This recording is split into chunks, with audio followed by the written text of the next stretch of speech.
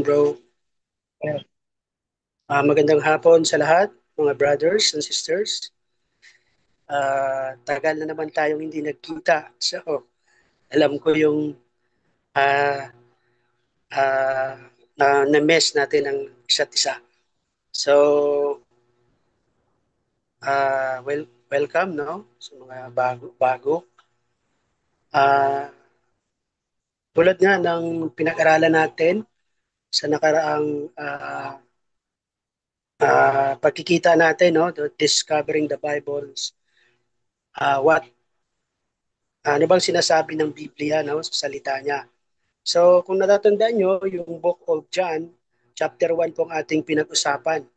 No? May tatlong bagay tayo doon na uh, nakita. No? Pero marami pa doon sa chapter 1 na ating malalaman. No? Ng katotohanan na learning kung paano natin makikilala ang Panginoong Hesus, chapter 1. So, di ba, nakilala natin, nawaan natin na Jesus is eternal. Ba? Siya yung may kalikasan na pagka-Diyos kasi walang hanggan, eternal. So, at ano pa? So, nakita natin yung glory ng Panginoong Hesus, no? Yung grace at saka katotohanan. So, chapter 2 tayo ngayon. So, sa chapter 2, meron naman tayong tatlong bagay dito na uh, matututunan, no? At yung pamagat nito is the miracle at Cana. Sa John chapter 2 naman tayo. So I hope and I pray na nagbasa po tayo ng Bible, no? Lahat, nagbabasa ba tayo ng Bible dito? Sino naniniwala na yung Bible is salita ng Panginoon? Lahat ba? Ako po. Opo. Ayan. Amen. Praise God. So I pray na binabasa po natin araw-araw, no? Yan, para lalo nating makilala ng malalim ang Panginoong Sus as our Lord and Savior para mabago po yung buhay natin. No? Sige, meron tayong tatlong matututunan dito na gusto kong ibahagi sa inyo sa ating devotion. So una, uh, Jesus turns water into wine. Yan, yung chapter 2, verse 1 to 11. Pangalawa, uh, na lesson, no? Zeal for God's house. Yan yung verse 13 to 17 naman. At lesson 3, Jesus knows the heart. Yan, 23 to 25 naman. Yan yung bibigyan natin ng focus sa hapon na ito. So, I hope na makadagdag ito ng spiritual growth nyo kahit katiting, no? So, yung lesson 1, ano ba ang sinasabi ng Panginoong Hesus o ng Diyos dito? That Jesus turns water into wine. So, kinonsize ko na lang, no? From 1 to 11 verse, chapter 2. Sino ba ang pwedeng magbasa? Brother Jason, can you read, brother? Po, brother. Yes, At thank you. a okay po. At a wedding in Cana, Jesus performs his first miracle, turning water into wine. When the host ran out of wine, Mary brings the need to Jesus. And though he responds that his hour has not yet come, he still acts. He tells the servants to fill jars with water, which he miraculously transforms into fine wine. Salamat po. Yeah. Thank you, brother. Thank you so much sa pagkakabasa. May the good Lord bless His word, no? Ayan. So, ito po, kung mapapansin nyo, sa chapter 2 na to, may wedding po rito na nangyari, no? Sa tradisyon ng Israel, no?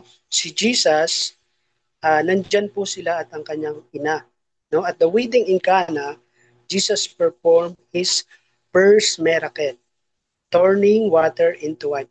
Ano yung napansin nyo po rito? Diba? Yung first na miracle ng ating Panginoong Jesus, Jesus performed in the book of Matthew to Mark, Luke, and John ng mga sign, wonders, at saka miracle. So yung pinakauna, dito po natala sa John, no? Na wedding in Cana, that Jesus turned water into wine. So that is a miracle. Alam natin na yung miracle, ang makakagawa lang ang ating Diyos, no? Ang Panginoong Diyos lang. So dito, uh, makikita natin na uh, yung aral po. Ano po ba ang aral na makikita natin dito, matututunan? At tingnan natin, no? Jesus ay may malasakit po kahit sa mga simpleng problema sa buhay natin. Yan po yung matututunan natin na aral, no? That Jesus is may malasakit. He care for us. Tulad nung uh, nangyari sa kanan na yan. Di ba? Naubusan lang sila ng alak. So yung water ay ginawang alak ng Panginoong Diyos. So ganun din po sa buhay natin. Ang ating Panginoong Yesus ay nagmamalasakit po sa mga simpleng problema sa buhay natin. So alam naman natin yung problema, di ba? Spiritual, physical, emotional, and financial, di ba? Yan yung mga problems natin as PWD, no? At maging ang ibon na tao. At pangalawa, yung pagsunod po sa kanya ay makikita natin na ito yung daan para maranasan natin ang kanyang kapangyarihan. Ito po yung aral na matututunan natin sa pangyayari po. That if we obey, that is the way para maranasan natin ang kanyang kapangyarihan. Kasi pag hindi tayo sumunod, how can we experience personally, no, kapangyarihan ng Panginoong Sus tulad ng gawin niyang alak, no, ang tubig. So ganoon din sa mga tao na inutusan, 'di ba? Yung nagse-serve. Sabi niya, kumuha kayo o sumalo kayo ng tubig sa banga. Yung 6 jars ba 'yon? No? Sumunod yung mga nagse-serve. So ganoon din sa buhay natin. Dapat willing tayong sumunod no matter what is the cost. Di ba? Para matranasan natin yung kanyang kapangyarihan. At pangalawa, pinapakita dito po ang kalwalatian ng ating Panginoong Sus. Hindi po siya dito nagpapakita na para magyabang o magpasikat dahil may kapangyarihan ng ating Panginoong Isus, kundi ay mapalakas po ang pananampalataya ng taong mananalig o susunod sa Kanya. Yan po ang napakahalaga na lesson po na matututunan natin. That Jesus is we may malasakit, no? May compassion siya at abundance po, no? Ang kanyang compassion, power. It's also revealed the glory of the Lord that leads his disciple to believe in him. Yan. Kaya sumampalataya yung mga disciple, no? So, ibig sabihin, Jesus didn't just meet a need, but he went beyond it with excellence. Higit pa yung pinakita po ng Panginoong Jesus dito in the miracle of Cana. Higit pa sa kapangyarihan, no?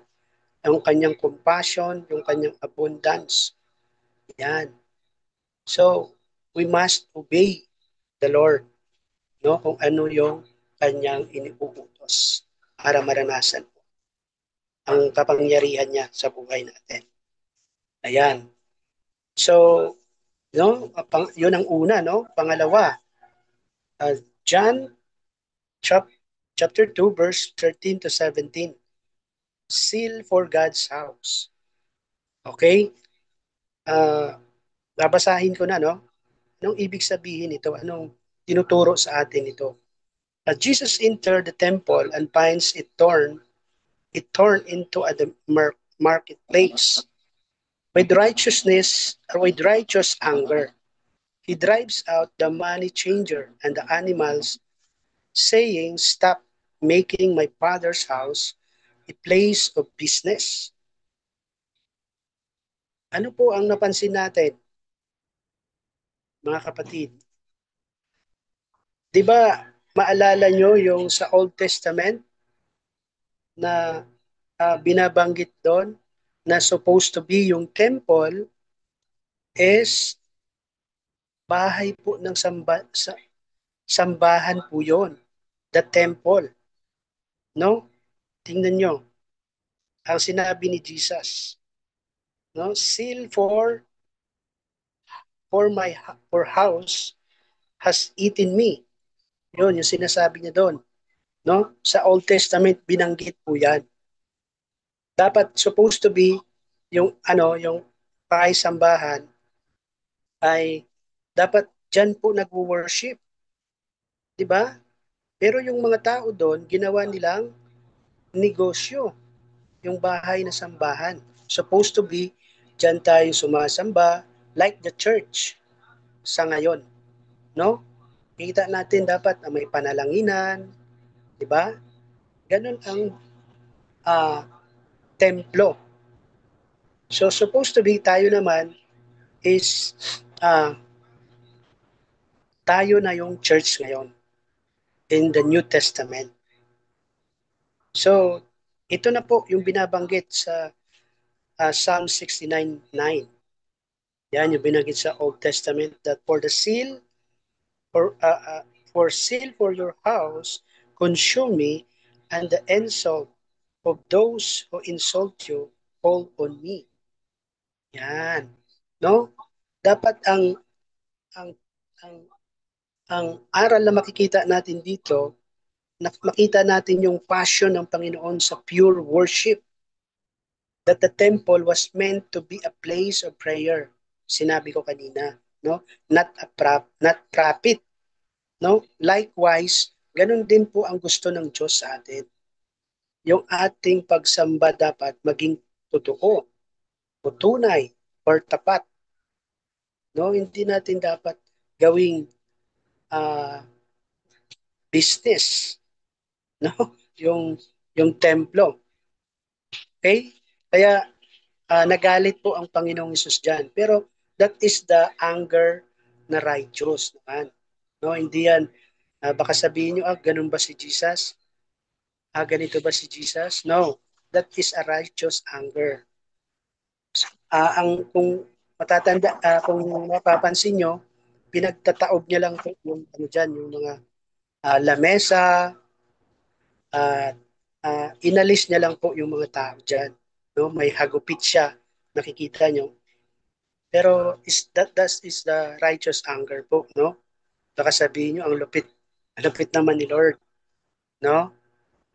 That is, ma-remember natin dapat, dadandanan natin na ang nais ng Diyos ay yung pure na pag-worship sa Kanya, no? Sa ating Diyos. Yun po ang nais na ituro sa atin. Ganon din yung desire ng ating Panginoong Sus. Kaya nga binanggit, di ba, sa Lumang Tipan, that my seal in your house, sabi niya, consume me.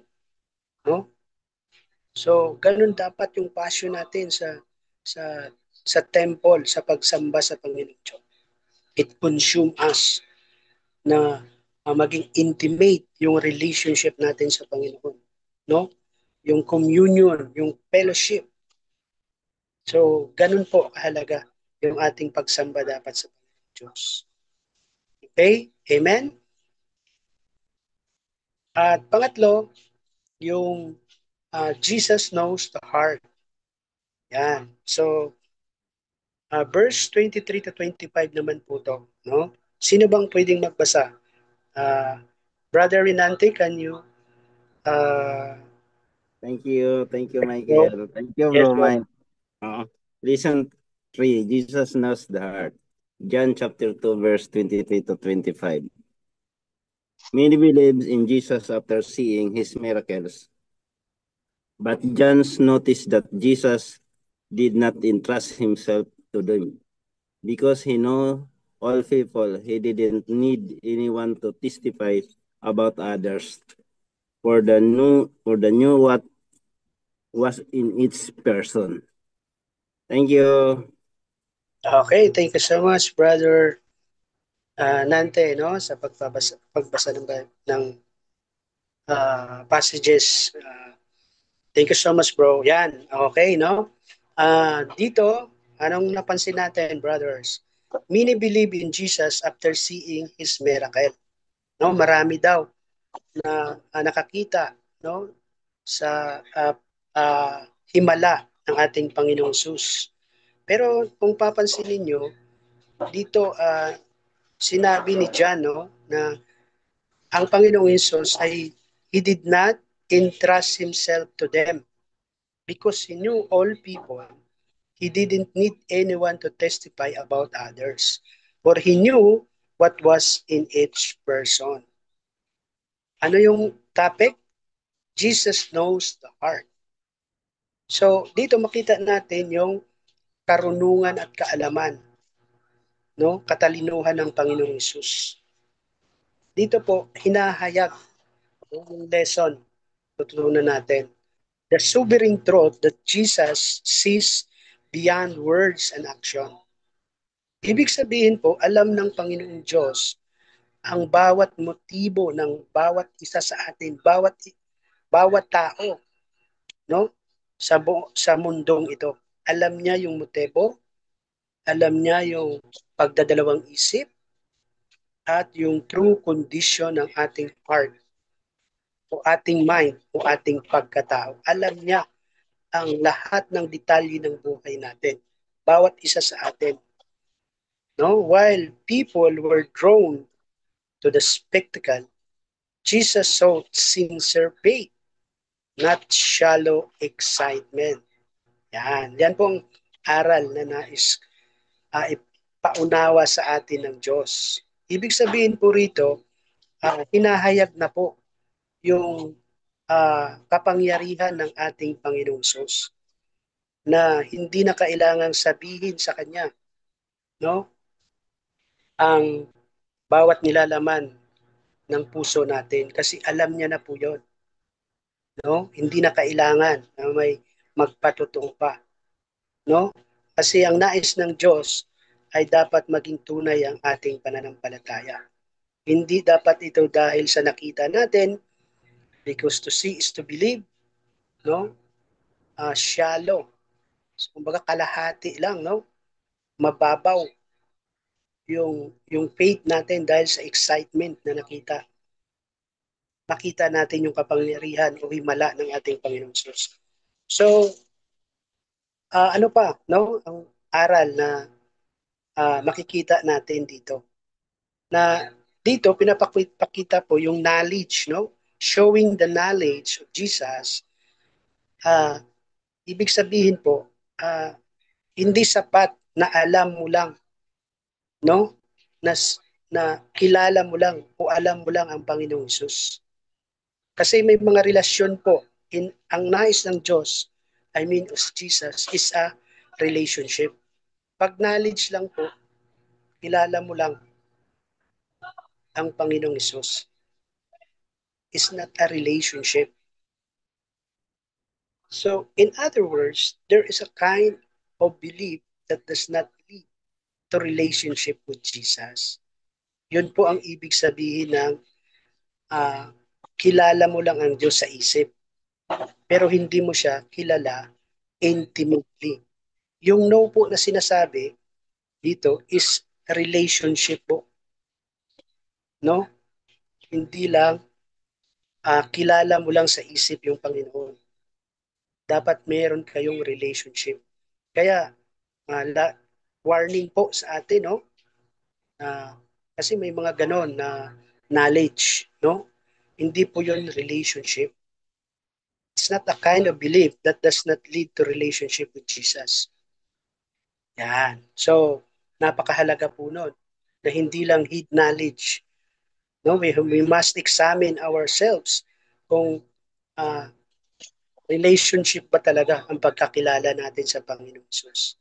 No? Personal uh, uh, experience, no? So, ganun po.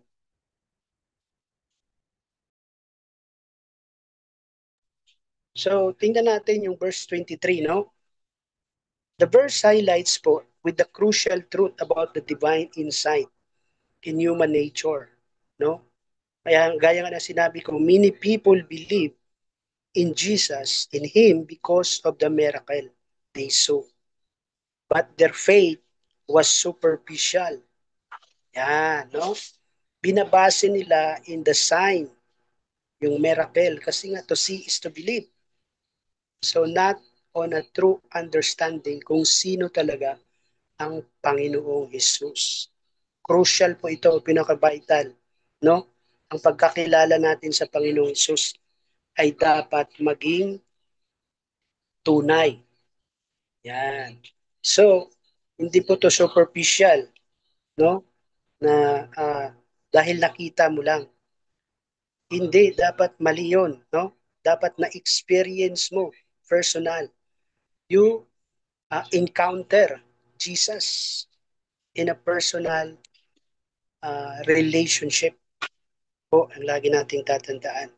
Kaya baka iba ang isa sa atin dito ang pagkakilala sa ating Panginoong Hesus, no? Examine natin, no? Talaga bang kilala ko ang Panginoong Hesus? Di ba? Through His Word, through prayer, and through Bible reading. Yan po ang lagi nating tatandaan. Kaya napakahalaga po na tunay yung ating pagkakaunawa kung sino ang Panginoong Hesus. Tandaan natin, in the book of John, chapter 1, that He is eternal. Di ba? In the beginning was the Word. Tandaan natin, no? The Word was with God, and the Word was God.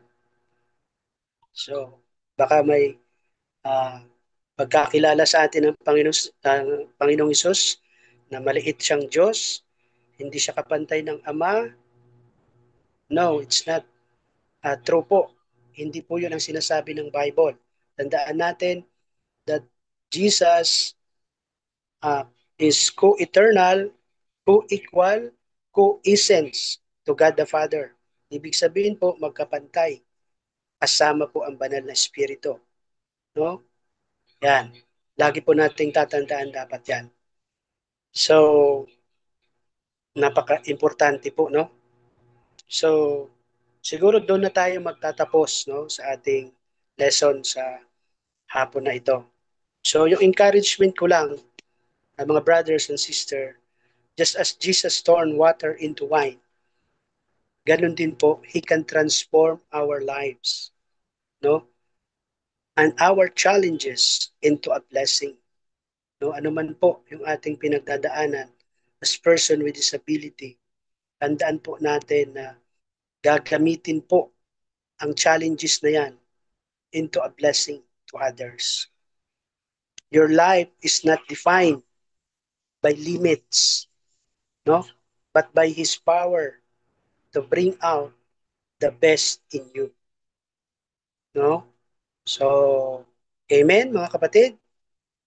So, dito na po tayo magtatapos, brothers. Sige po, mag-pray muna ako. Sandali. Father God in heaven, thank you so much, Lord, sa word mo na aming pinag-aralan, Lord, sa chapter 2 ng Book of John. Lord, I pray na ang mga katotohanan ito, Lord, ay makadagdag sa pagkakilala po sa aming Panginoong Kristo. Their spiritual growth in maturity